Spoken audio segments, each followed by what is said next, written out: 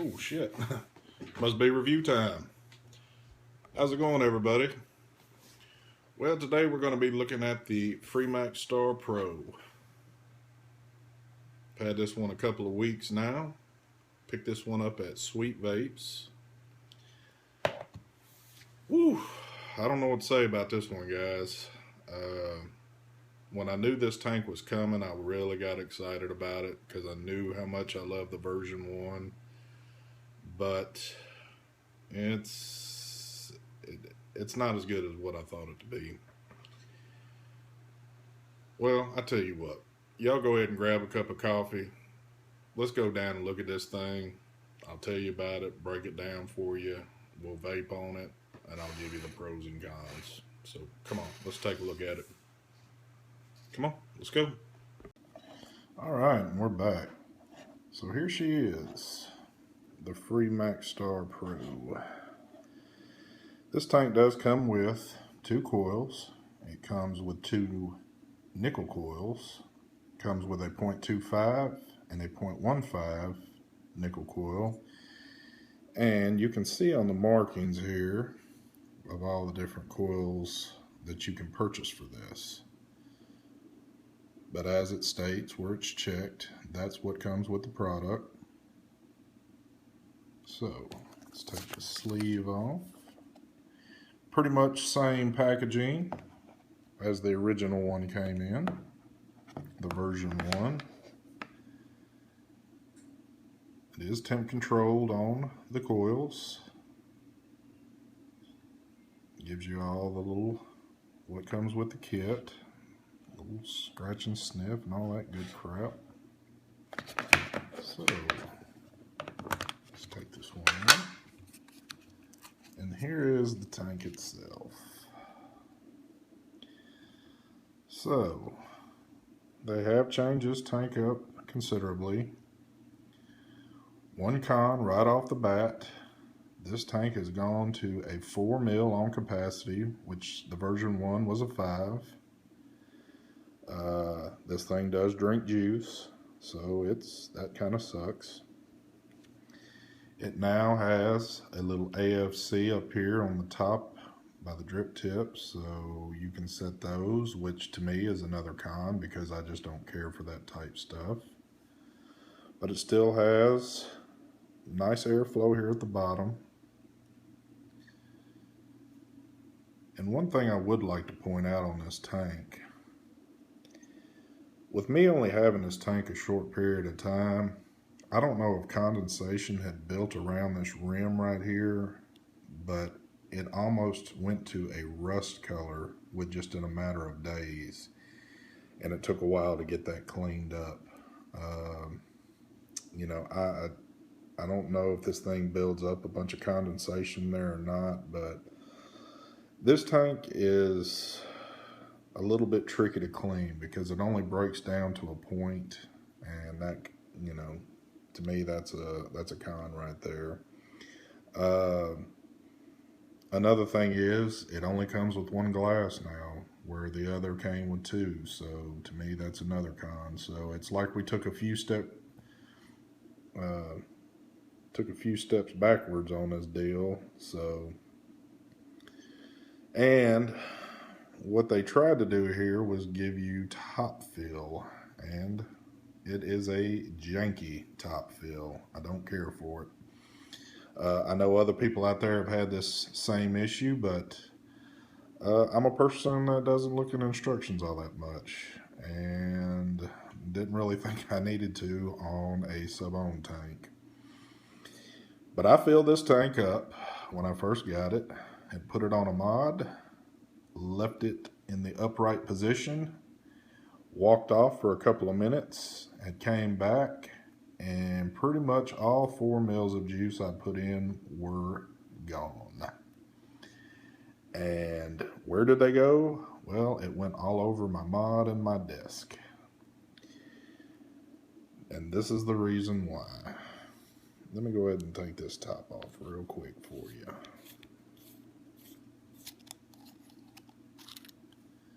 So this is the top fill portion. And as you can see, there's a little hole right here, and I think this is what creates the vacuum with the switch on top. But this is what you're supposedly supposed to do here. Let me get this back. There we go. So, close top fill like that, and then you're supposed to back off to there. And as you can see, let me get my camera focused, there is an on and off. So it is now in the off position, which will not allow juice to flow out. If you turn this tight and then just leave it alone, it is in the on position, which means if you don't get this turned back, you are going to lose all of your juice. And this is not just a flaw with this right here. I have seen many of people that have lost juice off of this deal. So I don't like this at all. This should have been kept. To some people, I mean, this is a simple thing just to turn it back, but it's just, it's too much, you know. I don't like the design at all, but it is spring loaded in here. And so we're going to go ahead and break this tank down. So I'm going to take off the bottom. And as you can see, there's a fresh coil in there. This is the 0.25 coil. I've already used the 0.15 coil. Take the top off here. And I want to show y'all something. I cleaned this tank thoroughly, and it's been sitting for a little while. And you can see that there is a little bit of juice that has come out. So there are little areas of this tank that are just damn near impossible to hit. And I called myself cleaning this tank very well. So like I said, it's hard to get this tank good and clean. So let me take this off. You have your little top fill cap there. There's your glass. And as it goes from here, that's as far as you can break it down.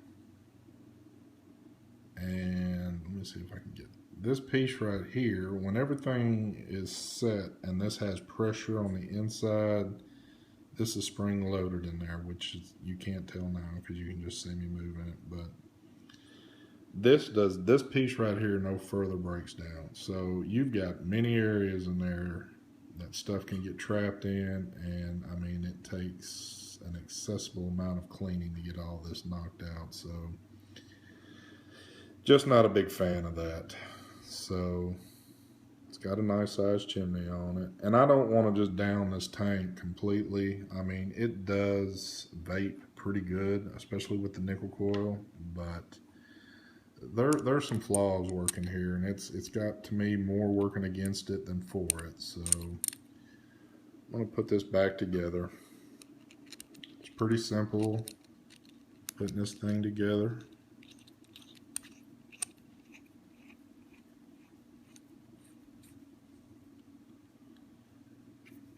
Put my cap back on here. You can hear the twisting and turning. Threads are not, they're not butter. I'll put it to you like that. Also, another thing on this I wanted to point out when I was cleaning this tank, the threads on the inside, and luckily I had a glove on and a thick cloth, but when I was turning in here, that cloth was just getting torn up and caught. So it's got some jagged edges in there. You can almost tell just by the looks of here that it's not the best machining at all. So people, please be careful sticking fingers in there. So there's another little point against it. And as you can see right there, there's the spring action to it. You have to kind of push to engage those threads and spin that back on. So it seems like they've made this tank a little bit more advanced than what it needs to be. I don't know what the purpose was in it, but it is what it is. Another flaw to this tank is the drip tip. Drip tip comes out. If you want to use another drip tip right off the bat, I have to tell you, if you try to use one of your other ones, it will not go down far enough to cover these air holes up, and you're gonna have too much air coming in right there. You have to find a drip tip with a very long shaft right here to be able to get down in here and cover those holes up. So another flaw to it, so, or con. But that's all it really is right there. It's just, man, I really expected more out of this tank when I first seen it coming out, and it just not there. So let's go ahead. I'm gonna get it filled up. We're gonna vape on it and tell you about it and give you my final thoughts. And we're back. Well, pros and con time. I don't have a whole lot of pros to give it. The cons win this time, and I hate that because the version 1 was such a great tank, and I can't say that for the version 2.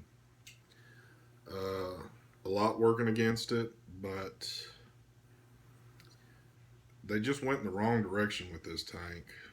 Now, don't get me wrong, it does produce a pretty decent vape in nickel. I have not tried any of the regular Canthal coils running through it, but I get the gist of it. I know what it'll do. But I went ahead and put some juice in it, put it on the Vapor Shark, and I'll show you what she'll do here.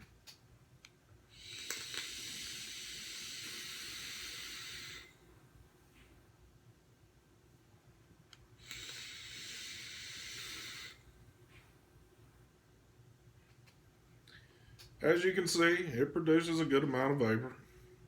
It doesn't lag there. It's got a nice, good flavor off the tank, It's just, the top feel to it. It sucks. And I mean, it sucks bad. I don't like what they did there with it.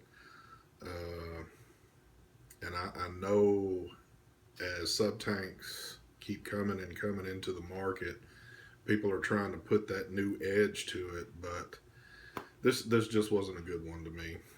But another thing I don't really like about this tank, it is 79 millimeters tall. It is a pretty damn tall tank. It's just got too much work in there on it.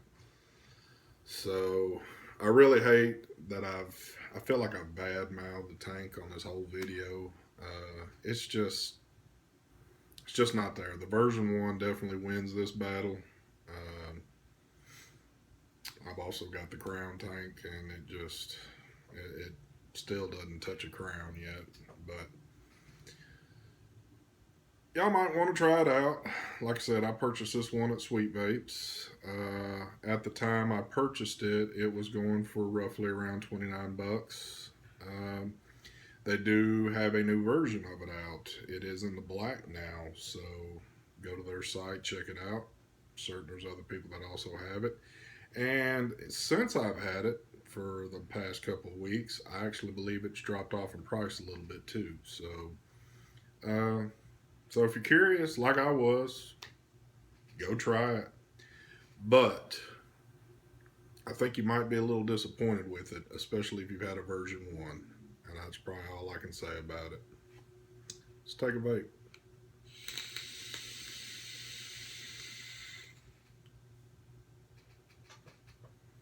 So, with that being said, this call is on y'all. So, try it or not. I appreciate everybody watching. Thanks to all my subscribers out there and future subscribers. I'm going to keep them rolling out to you. And y'all have a great day.